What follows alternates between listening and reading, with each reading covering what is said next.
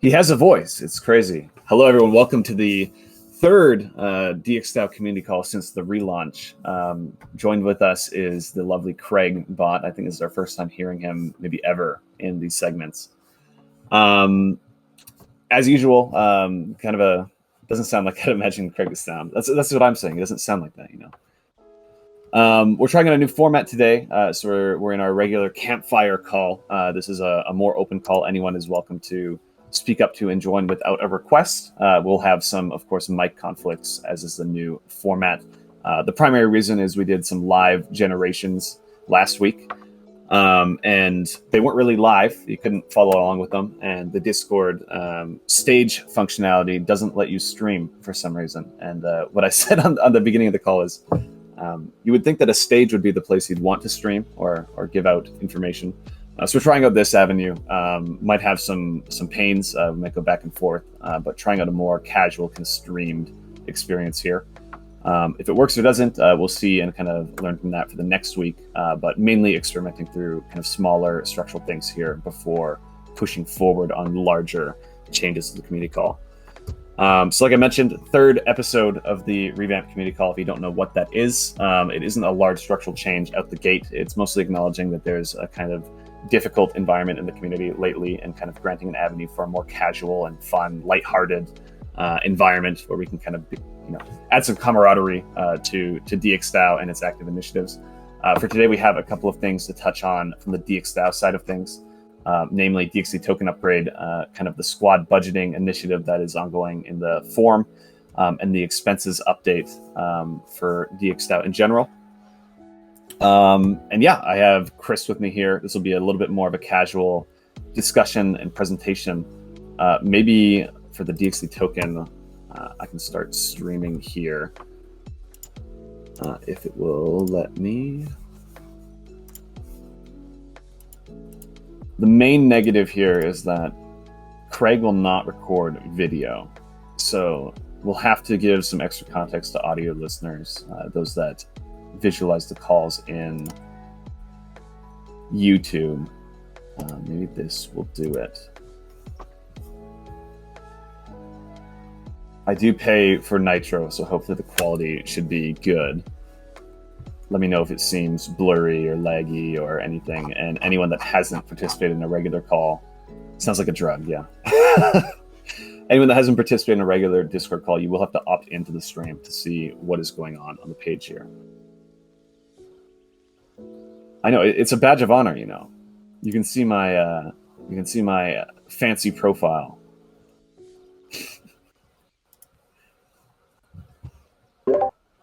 Is that a cue, Keenan? I was about to do the torch. I wanted to make sure the stream is looking okay before handing it over. Any issues anyone can see? If not, then Chris maybe can start chatting about DXD and we can take it from there. Yeah, so this proposal that Keenan has up, this is the DAO Talk version, but the proposal is live on mainnet, Gnosis Chain, and also the DXD snapshot. I think the snapshot ends, I think, at 8 p.m. tonight, or 5 p.m. tonight Central Time, so that's like 6 p.m. Eastern, and then the Gnosis Chain one ends in a couple hours, and the mainnet one I think ends like late tonight as well. So all kind of indication. Just quick, the snapshot's at roughly 10k DXD voted for, with none against or abstaining right now. Right. Yeah, so 9.3k DXD, and then if you look at I think mainnet is 14% for. And then Gnosis Chain, I think, is like 11% for there. So if you have anything on chain representing ties to DXdao, I guess not POAPs, but whether it's DXD or reputation on Gnosis Chain or mainnet, you're eligible to vote for this and just have a couple more hours on Gnosis Chain, and then DXD will be a little bit later and mainnet there.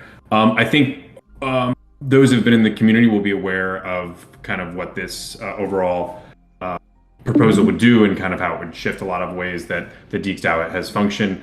In a lot of ways, though, I think this is the culmination of a movement that's been going on for a long time. If you look at DXD, DXD was launched more than 2.5 years ago, so May 2020. And it's gone through, a lot of different periods. In the initial bonding phase, it was a time of lots of kind of ETH coming in and new DXD, and then obviously things kind of changed a little bit in the beginning of 2021. But really, I think over the last year, we've been moving towards like a model that has some unified treasury between the buyback reserve, the general treasury, and the same unified governance that we're seeing between DXD and rep holders. Right, we're kind of having these different disparate pieces of DXdao that maybe like launched kind of separately and developed their own on their own, but they're kind of gradually being formed together and melded together. And I think this like proposal is part of that process on the financial side, just as much as like governance 2.0 is on it on the governance side. So just 4 things that are part of it, and then get to like what are the initial like implementations. So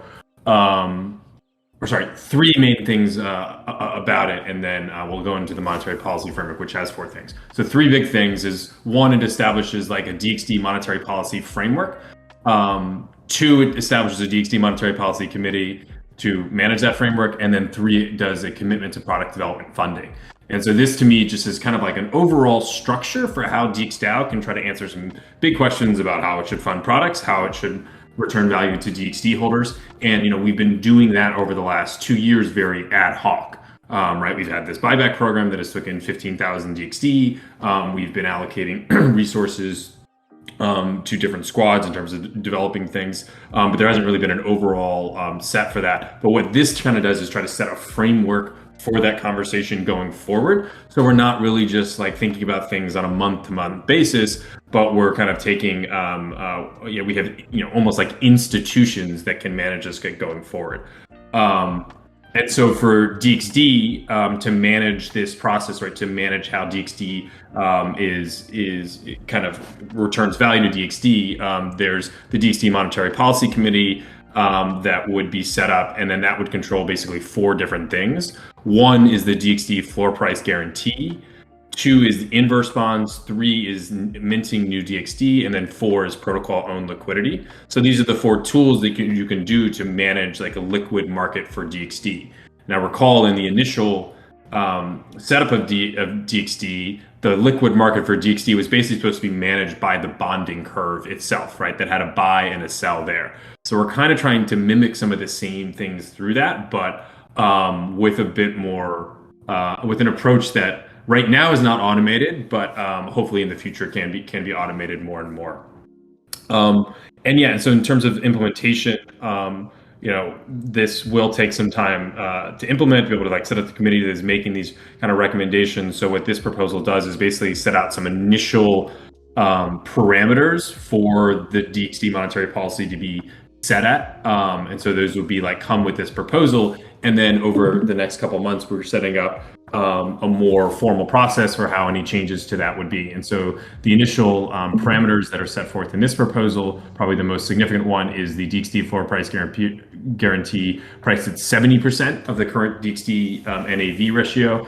So that's defined further in there. You can check that out. There's a link in the proposal for looking at kind of how that's calculated right now. So that's the first one. 2 is providing DXD ETH liquidity on Swapper. So that's having a way of a larger liquid pool there. And I believe actually, if you look at DXD now, I think it's trading like 63% of Treasury NAV. So we're talking about actually being able now to be able to put some of those Swapper, the DXD ETH into Swapper if this proposal passes. So that's the second thing. And the third thing is it commits to inverse bonds. So inverse bonds are this idea of basically depositing DXD and then getting a payout, a higher payout in 6 months, 3 months, a year from now. And this is kind of a way that I think you could manage this liquid market for DXD, because you can imagine some big DXD holders are willing to like lock up their DXD for a higher return in say 6 months, and they're using that to kind of manage the current liquid market, right? So maybe there's some cheap DXD on the market now that if you can buy that up and lock it up for 6 months or a year that you will get a higher return, that provides some kind of buy pressure to the current market. And so that's what the inverse bonds will do. And so this is the initial one commits to basically like $2 million of inverse bonds, one at 6 months, 85%, one at 90% after 1 year, and then one at 100% after 2 years. So that's the third thing. And then the fourth thing is that it also commits to upgrading the DXD token contract. So right now, the DXD token contract literally is still the bonding curve. And there's also about 2,500 ETH in there that was used to support the price of, or used to support, the buy price of, the sell price of DXD into the bonding curve. It was ETH used to support that. But with this proposal, that will be that will be upgraded, and the ETH from the bonding curve will be sent to the general treasury there. So that's the proposal. It does, there's still a bit that we will have to do kind of manage going forward. There's like kind of actual dashboard. I should not have actual dashboard instead of overview. I should reword that. Well, the overview is more like a very specific look at the treasury, but probably what people are more interested is the actual dashboard. And I can fix that up. Just a general comment on kind of the process, because I know there was a lot of discussion at the start of this initiative that a working group doesn't make sense and whatnot. I think that the process was insanely efficient, and we kind of reached something that everyone appears to be happy with, at least from my perspective at this stage, without like a significantly drawn on discussion period. And I was very happy to take part in that process, and I'm sure, Chris, you're happy with the outcome. Won't speak for you, of course, if you want to share otherwise. But it felt like a very efficient process. Yeah, I mean, I could see that. I think efficient, maybe some people would like it to kind of move quicker. Maybe things could have moved quicker, but I think the key was like, these are things that I think you want to devote time to discussion, but have that happen over a certain amount of time period, because that allows for greater discussion, right? So even just like we were having the calls like every couple weeks, every 2 weeks, because that allowed some time in between them for things to kind of marinate a little bit, and also took a little bit of break. So I think that was more productive, but maybe did lengthen the time a little bit, but it wasn't like we were spending resources on that time. It was just kind of something that was, say, taking 20-25% of governance time over the last couple months, which I think is like the right way, rather than being like, okay, we're going to devote 3 weeks to doing it. We're going to, 3 weeks to doing it. We're going to do 100% of the time. We're just going to crank this out. I think like this slow and steady is a bit there too. And I think also a good point that, probably could have been quicker if the restructure wasn't going on alongside, like absolutely. I think it also that was kind of helpful for it to also go alongside, because these are more just like big things that DXdao is doing. And so I think having that context of the restructuring, I think helped in terms of like what the working group would come up. And I think like having the whole working group going on while we're thinking of the restructuring and how you drive value is a good thing too. I think for both of them, it's just they take time and thought, and persistence, I think, is the key. Yeah, 100%. Anyone here in the audience, particularly those that participated in the working group, do see a couple familiar faces, DXdao in particular, not to call on anyone. If anyone has any thoughts to share, please feel free to step in here. More of an open stage than we've had before.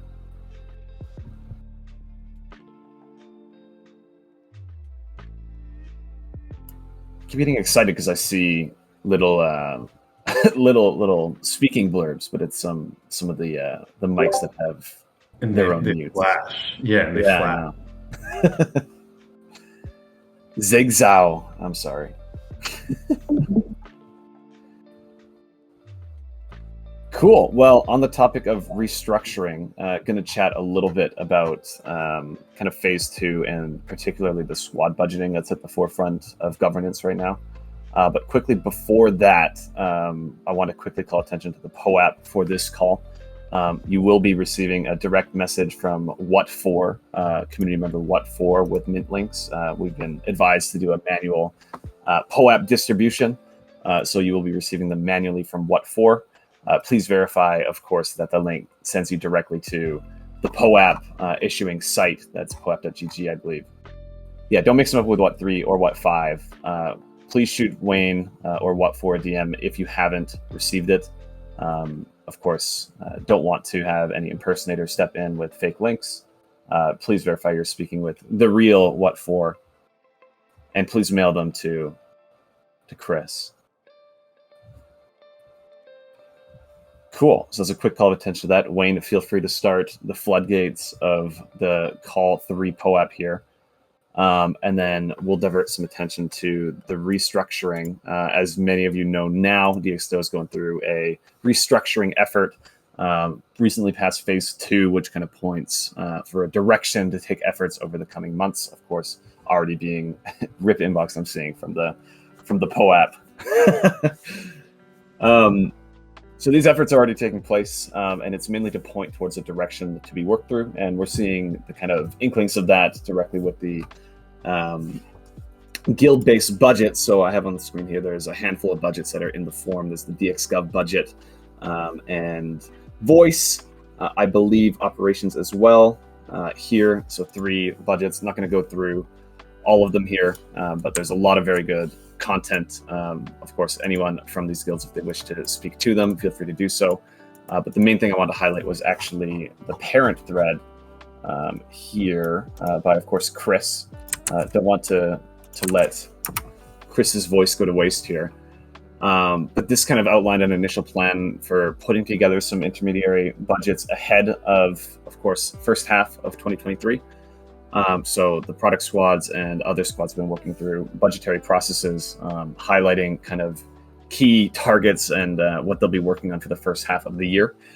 So next up, of course, would be Swapper, I believe, on Friday. And Chris, feel free to step in. I believe there's been a bit of a shakeup where we want product to step in before any proposals are formally submitted, as there's a lot of commingling in kind of the efforts and whatnot. So I think Swapper and Carrot are kind of targeted for this week, if that's correct. Yeah, I think, the way that it was set up was basically it was kind of a rolling basis, right? So we weren't doing this all at once. And I think that's very good for presenting. And then also it's going to be like a rolling basis for how the budgets are submitted. And in the process, you basically couldn't submit the budget on chain until a week after you had given the presentation. And so that would be actually yesterday for the operations and tomorrow for DXGov. But I think right now, because there's some kind of overlapping, some of it's like format, we got to think about, how are some certain costs being counted, right? Think about event costs, for instance. Are those contingency costs across all of the guilds, or are some putting them in regular costs, or some putting in or contingency costs? There's also kind of some question in terms of some of the resources between the product squads and also even like DX Voice, because we, is some effort, is that being funded through DX Voice versus something that's being, through the Voice Guild versus something that's being funded through the products thing. So I think there is just some over there. So I think for at least operations, I want to wait until at least Monday for that. So we have some discussion over the next couple of days, and I'm hoping the same thing for DXGov. And then, I think the key thing is we want to get these submitted to Gnosis Chain before the holidays and kind of looking at that. So if we start submitting these early next week, I think that will work there. But yeah, this week has been a lot of, going through the different proposals, and we're going to have the different budgets, and we're going to have another great discussion, I think, tomorrow for Swapper and Carrot there. But I think it's been a really helpful process of, thinking about the next 6 months. I think a lot of the issues we've had at not just at DXdao, but a lot of in crypto is, every day you wake up and there's some emergency about, well, we need to solve this for next week or this, this month. This is what all of the focus is on, but I think this process of taking back and what are the things we want to accomplish in the next 6 months? What's realistic? Can we actually launch this product in the next 6 months? Can we actually, commit to doing something every month over the next 6 months? Not just can we, focus and do and do an all-nighter and push something out in a couple weeks.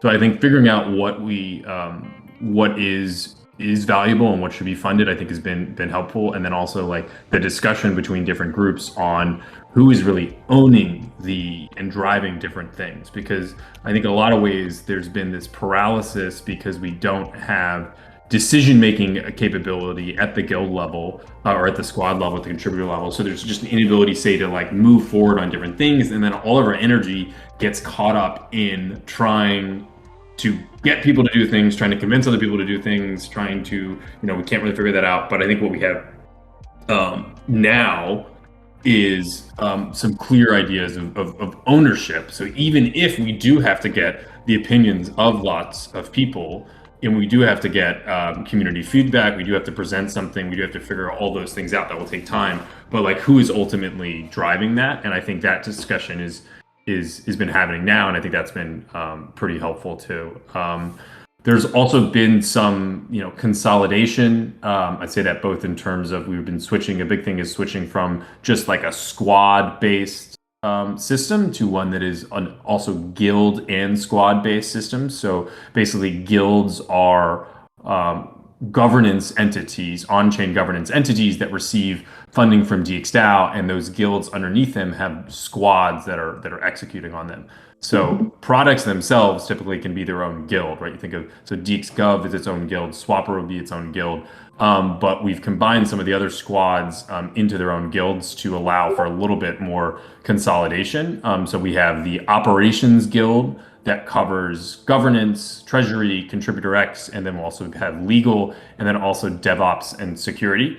And then we have the voice guild, which is covering DX voice and DX biz, and there's kind of some consolidation in there. And so I think that's a helpful thing also for more easily delineating ownership. And then I also think it will lead to a little bit better communication about people who should be focused on specific things. I think we get a lot of things where you have to involve the whole DAO or all of the contributors in something, when there could be, something that, well, maybe just the 2 or 3 people that are working on this really need to be focused on it, and that's their kind of thing. So hopeful for that. There's also been a pretty big reduction in the budgets, overall budgets.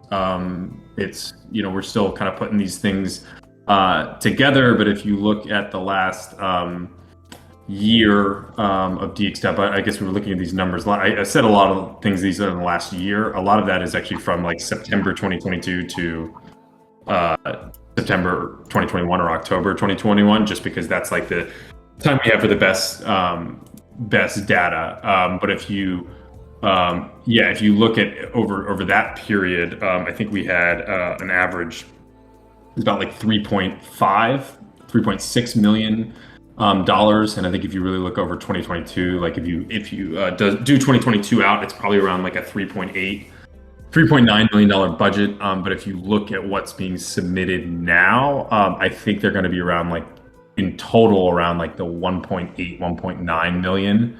Now that doesn't include some contingency costs, but I would estimate that we are at like 2 million to 2.5 million total budget, probably closer to 2 million over 2023. I mean, obviously that's just like the first half of 2023, but I think that's a kind of a good step and a realization of some of the ways the market has changed and how we can kind of regroup and survive this bear market and kind of get to the other side and really focus on the core essentials. And so I think going through this process has helped with that too. And what a natural segue you had to the expenses update, man. I'm looking at my Keybase right now, and Keenan told me last night, lighter and more casual agenda. I'm sorry. You don't give a lot of room. And I look at the agenda and it's like, boom. I guess I was gone for Thanksgiving, so I missed this last time. Yeah, we did want to talk DXD last time as well. But these are kind of like the main topics. And just to kind of reiterate your point on the budgetary process, I think even the simplicity of having this in the open is a massive change. I know DX Voice had tried at one point unsuccessfully, I believe early in the July kind of area to push for budgetary processes for all the guilds. I think DXGov might have, but there wasn't really a formal process, and there was a lot of other issues at the time. So now that this process is kind of universally in the open as a result of an on-chain proposal that's been passed, there's a lot of like massive benefits. And I mean, just having it in the open is enough to have these discussions and make the changes ahead of time, so there's not misplaced expectations of what squads are tackling. This isn't, of course, just referring to my own squad of DX Voice, but also product squads when there's confusion on what's happening. We saw several instances last year of, I guess, misunderstood expectations for products and likewise those communication processes between other squads. So I think even this simple change of having this publicly is enough to make a pretty resounding communicatory difference, I think. And we're seeing a lot of communication arising in several channels that likely should have existed in some capacity over the last year. So having that avenue, I think, has been super important so far. And I mean, it's definitely been helpful in crafting the direction we're moving in.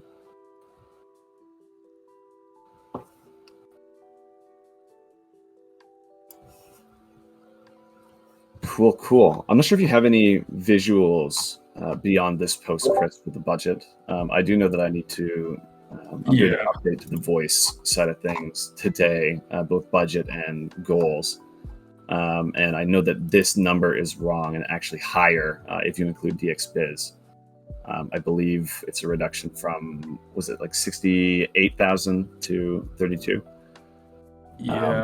Yeah, something like that. I think it was 68,000. Yeah. I mean, and also like a lot of those, I think for different, you think of the different expenses like over the past year and like what's different. Like, so like Voice really, which both DX Voice and DX Biz like spent a lot of money on sponsorships, for instance, last year. Like there was the big one, we had 100K sponsored a esports team, and then we sponsored a couple different conferences. So like that's greatly reduced, and so that's a big reason why you see the other costs so heavily reduced for Voice there. And I think some of those other costs you can see, like the monthly max cost, like there's like an additional $9,000 a month that could be for Voice, and I believe like a lot of that is probably sponsorship stuff. So like that's a big thing on the Voice side. If you look at the products, a big thing on obviously Swapper getting both a reduction in the number of contributors and also a big reduction, of course, from Spacinge departing, and that was like a huge chunk of the budget there. So lots of like big changes there, and yeah, I guess I didn't answer. Can't remember your question, but if there's a better, or is this like the best visualization of kind of budgetary change? So I guess this is expenses, right? So this is past looking. Yeah, exactly. And so like when we're talking about like the budget right now, what we have right now is, and we'll do this before, just kind of want to put these things together. We have like different squads or guilds that have presented the budgets, but we need to get that in like a singular place to be able to think like, okay, what is the minimum like regular costs, right? When we think of what are the ones that we're committing, and then what are the contingency costs? What are some realistic expectations over what that could be, even for things we don't know of, right? Even for things we're not committing to right now, we want to be able to plan for that, but getting that at a DAO level, I think is important. And now that we have, I think probably need to wait for Swapper and Carrot to come out with that before we do something specific on that, but I'll have that there. In terms of the expenses there, I guess it was actually a couple weeks ago, maybe before Thanksgiving there, but I think it gives a overview of where things kind of are or were, and happy to answer any questions. Maybe some of the costs on Columbia are in there, so those are kind of interesting, and looking at how much was spent for helping contributors go down there, and then how much was spent on the retreat, and then also Infinite itself there. So numbers there. Yeah.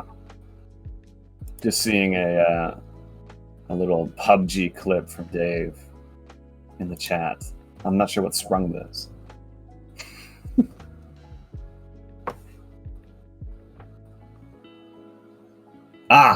Yes, that makes sense. I thought someone was sniping something. I was like, sniping.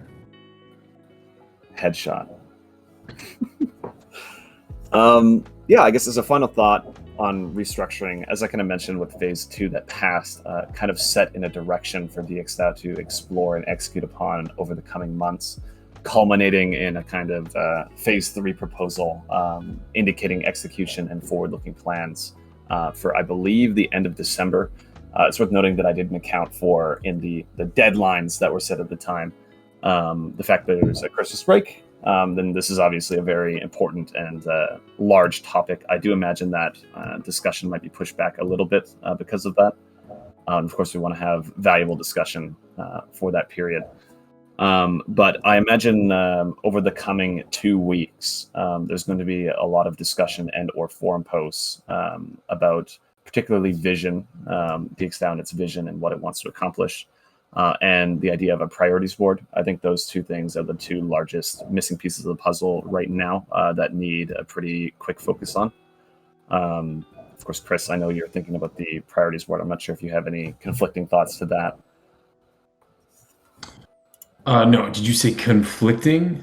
Conflicting thoughts, yeah. No, we don't conflict, Keenan. No, I mean, I think, I'm just relooking kind of the phase 2 proposal right now. It's one of the things I always like about DAO governance is like, it's just great to be like, well, you know what? Let's go back and see what the proposal says. Like, what do we kind of commit to? And so I think it's something that's helpful now. And it's also something when we're actually writing these things, like thinking about what the words mean and what will mean in the future. I think we should be thinking this as we're doing the budget stuff now.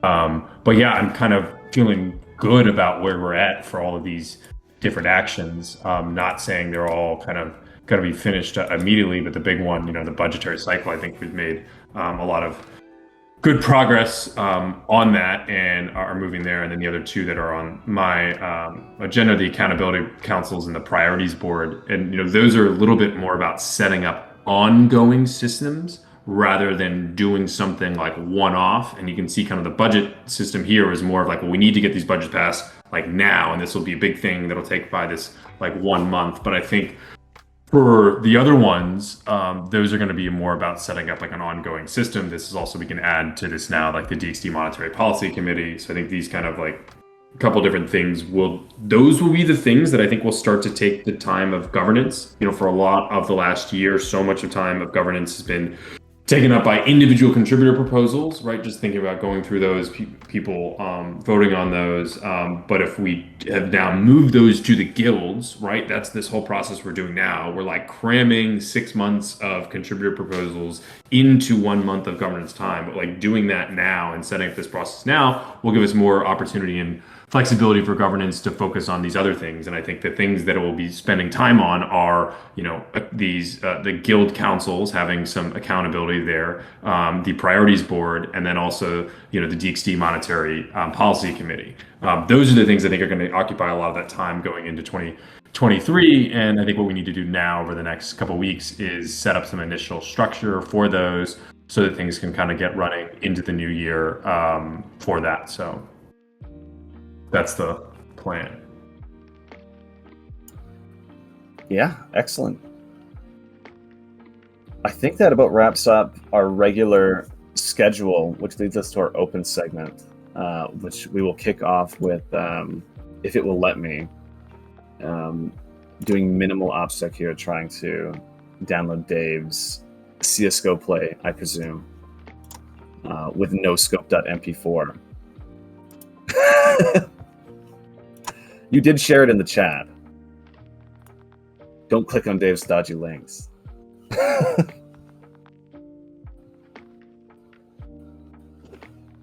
This is true esports. Oh.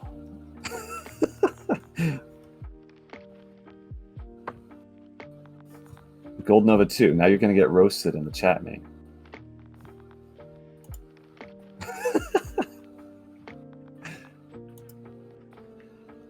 Dave says mate in the chat.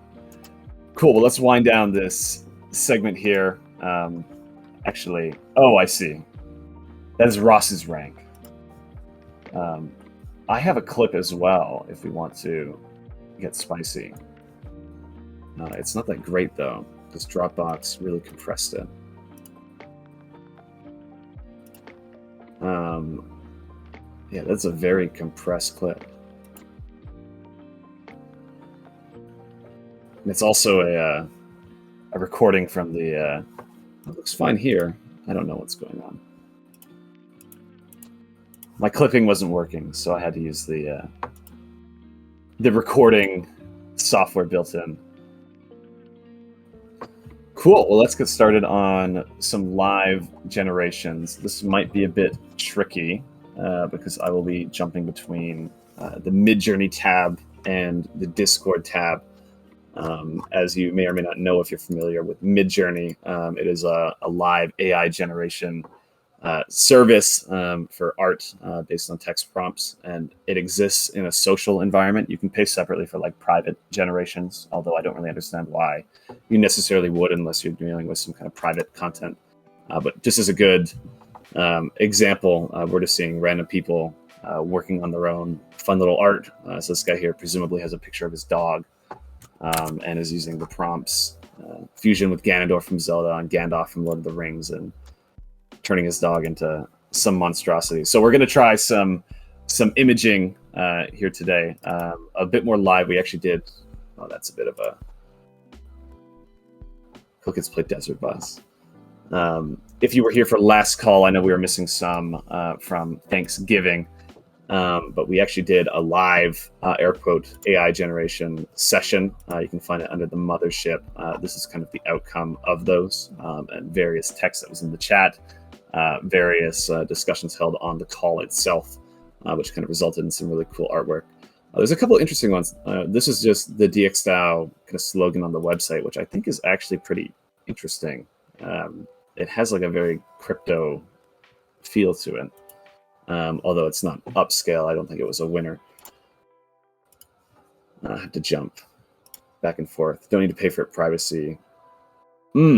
Oh, so you could use it. We could use it live here then. Is that correct? Interesting. I actually did not know that. Is it invite? Surely they have an ad. Oh, here we go. I will quickly hide my auth code that keeps this Discord safe. We get to look at this guy's dog.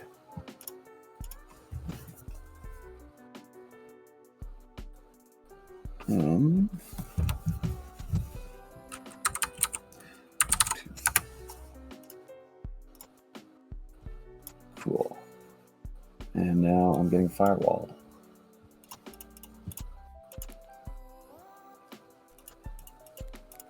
You can't see on screen right now, but I am selecting each image that contains a pineapple quite annoyingly. So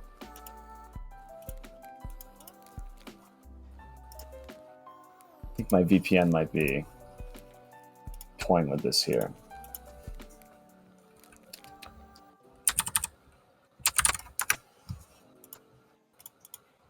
It should be in now.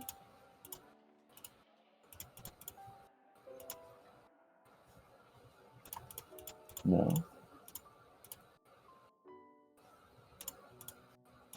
Doing another CAPTCHA. Here we go. Should be live in the server now. Here we go. Let's do a little test using Ross here. Makes sense. Give it the bot command.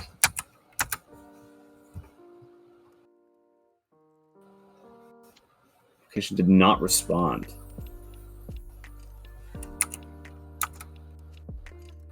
Well, here we go. We'll see if it works. If it's live in here, that's fantastic.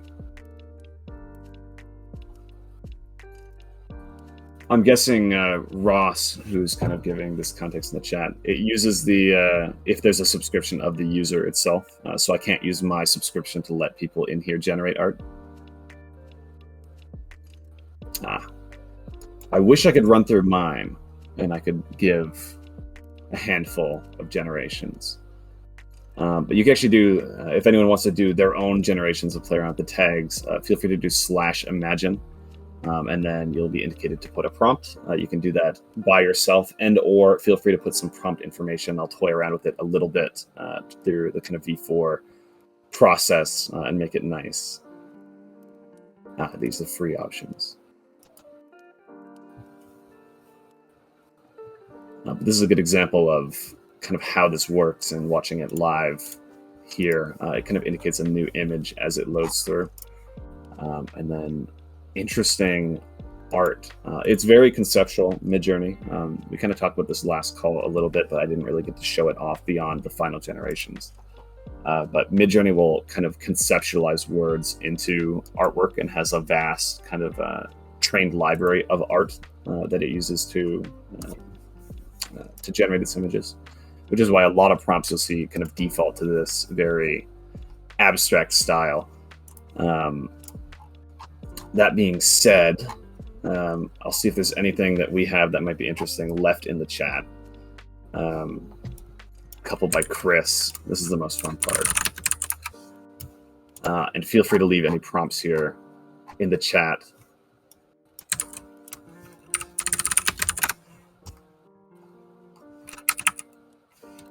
It doesn't like, it seems to be having issues.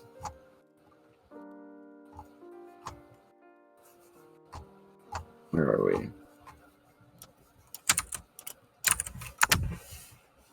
We'll try it out. It likes not responding in this chat.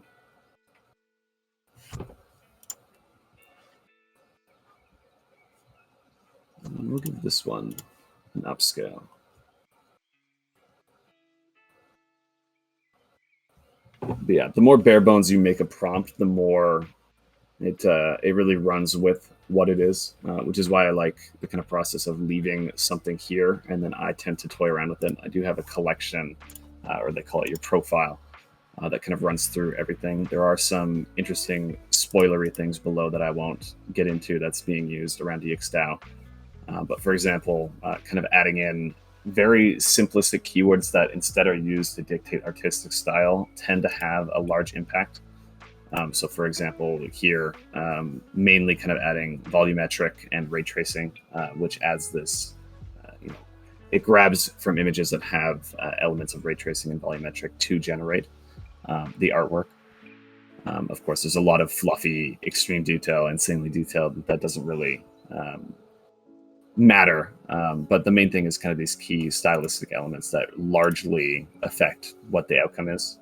So of course, removing the volumetric and the ray tracing, you can see as a completely different, more abstract kind of style.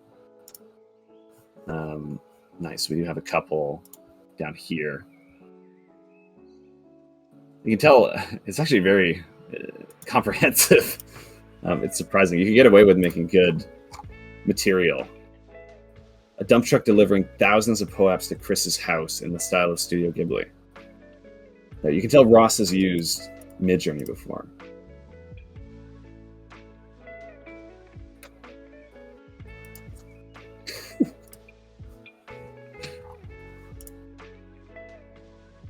Another thing you might notice if you're new to Midjourney is a lot of this text is not English. The reason is that most of the AI generators can't comprehend or properly display language right now. Essentially, I don't know the exact technical reason behind it, but I could only assume that they A, have a trained library with multiple languages, and B, because they're fetching from a vast library of a large data set, it's difficult to kind of put that together. Interesting. I say interesting that it decided it was a house that was like POAPs are a house, but I guess when you implicate Studio Ghibli, there's definitely going to be an element of house in the image, or maybe this is Chris's house. Dump truck delivering thousands of POAPs to Chris's house. It might think this is Chris's house being delivered on the dump truck. Yeah, where are the little POAPs? What does it think POAPs are? I suspect it won't understand what a POAP is. Let me do the most basic generations. POAP and DXdao. Let's see what it has to say.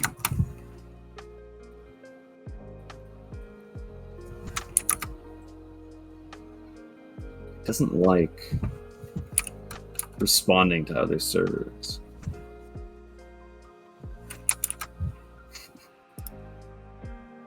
Oh, shoot.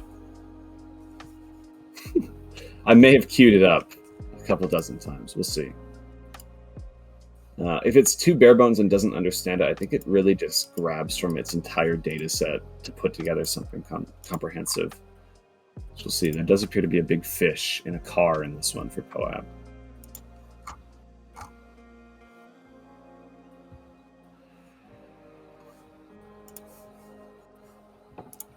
And a bigger question is, did it queue all of the ones where it said it did not respond? I think it did, because I don't remember seeing this slide. And I actually like these much better.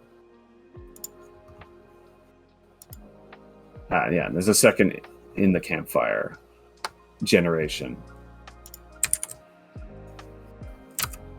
We'll let that kind of parse through. Very interesting fish car for POAP. The fish car. POAP's hanging off the house.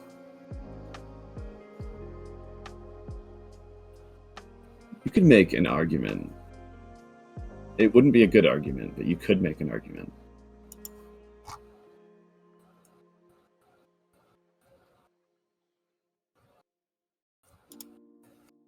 We'll upscale this.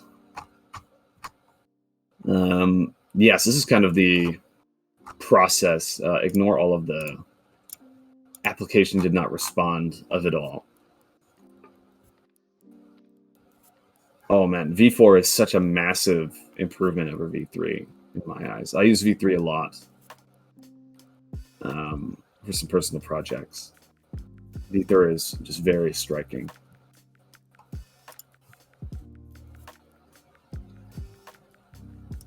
V4, I believe V4 is free. Interesting interpretations of DXdao. I guess it doesn't have much to run off of. Dave uses V5. As he says in the chat, he is always a step ahead of the competition.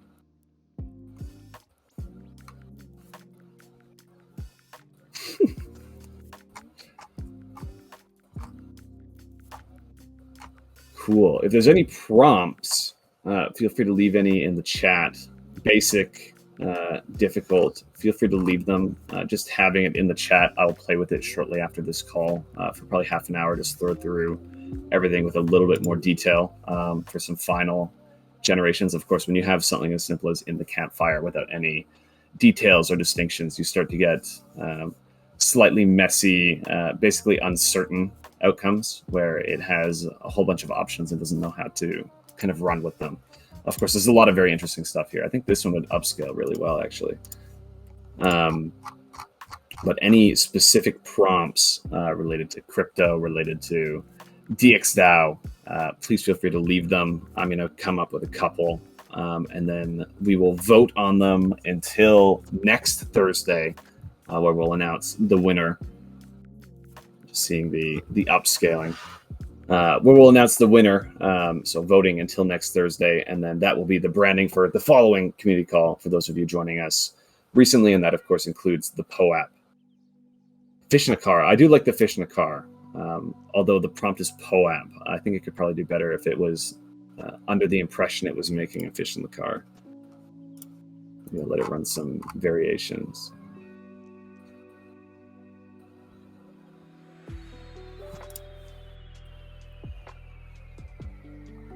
Like, this is quite a striking piece.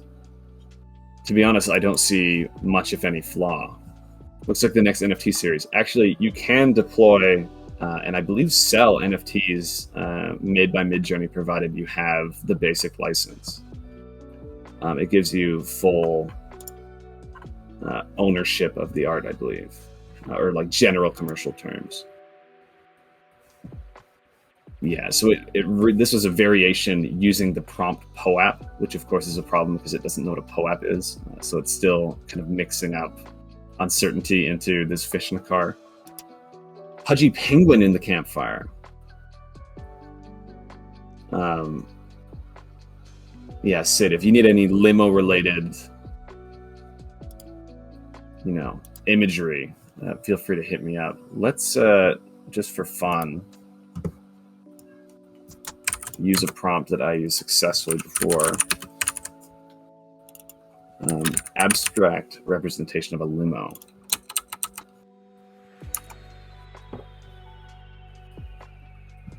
Trippy mushroom moon buggy.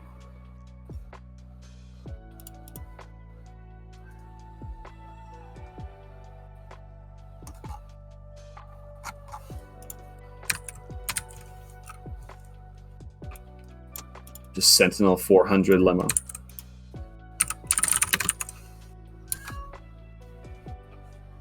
Apologies if there's some cat action in the background. These are the other DXdao generations, by the way. I queued up quite a few and the app wasn't saying anything. I actually quite like this top right one and the bottom left one.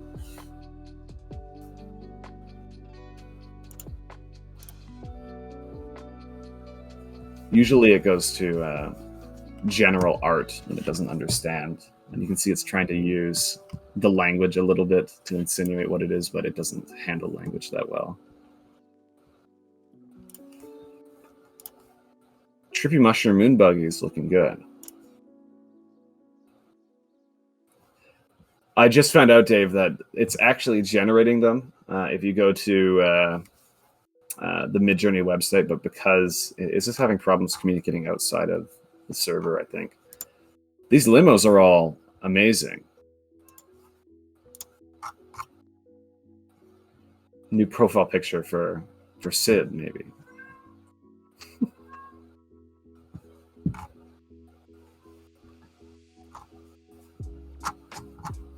Let's do fish in a car. Fish. There's Napoleon in my prompt. Try going here. You'll have to log in with Discord and it should show.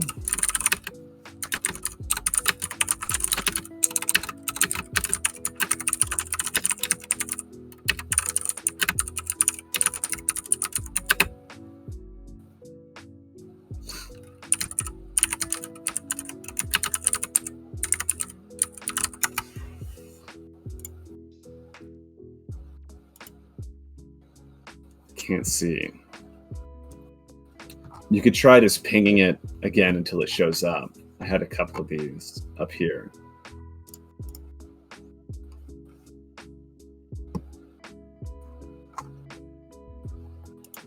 Ooh.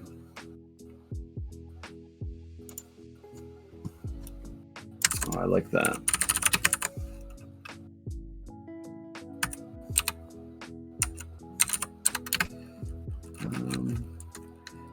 Try to pull some artistry out of this. I'll try it once without and show the difference.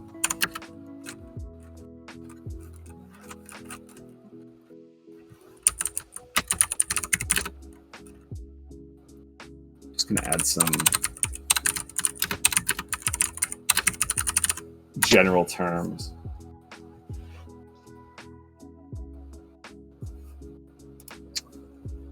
Here we go.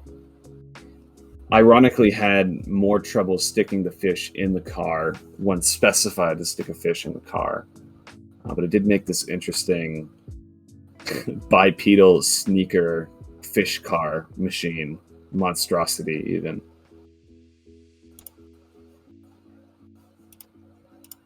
Ooh, this one's great.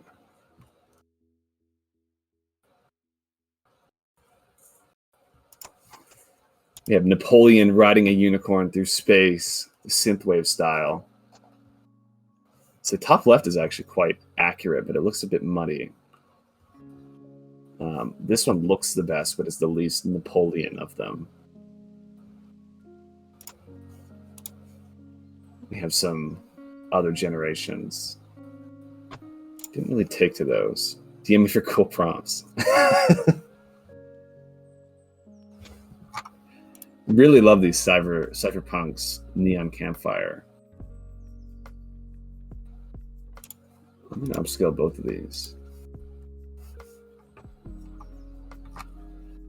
Cool. Well, we're reaching the top of the hour. Having a lot of fun, but I don't want to keep anyone too long and do have some stuff to get to on my end. So we'll play through a couple more prompts here. We'll wrap it up. I'll of course, take care of the public recording and the generations that are final for each of these, put them in a kind of list. Zed, that is rendering, but because we have it in our server and not directly through them, they have some issue communicating externally, I think. I don't know if it's right now or us. I'll take a look into it after. We just added the bot. If you go to your Midjourney profile on the website, you should be able to visualize the generation. I do have a Sentinel 400 limo here.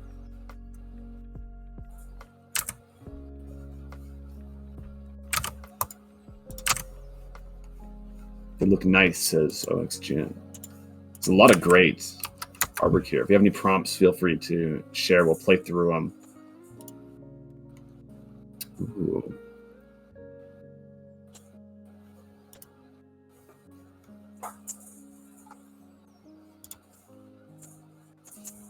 Yeah, the artistry in Midjourney is just incredible. You can get more specificity out of the other, DALL-E and other AI generation stuff, especially the kind of open source generators we're seeing pop up.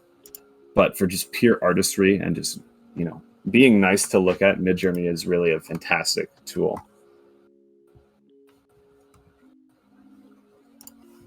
Cool.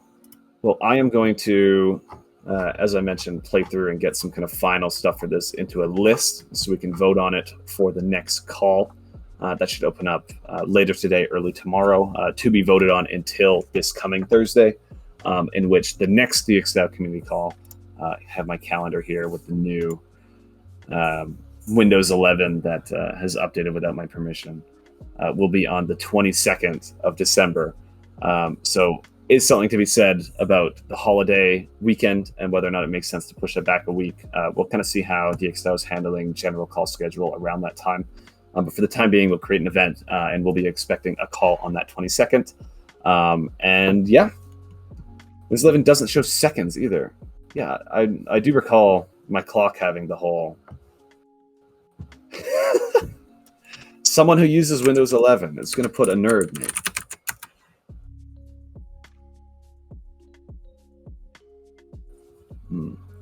Bottom left looks like something out of Mad Max. It's out of Mad Max, but still very sleek and regal.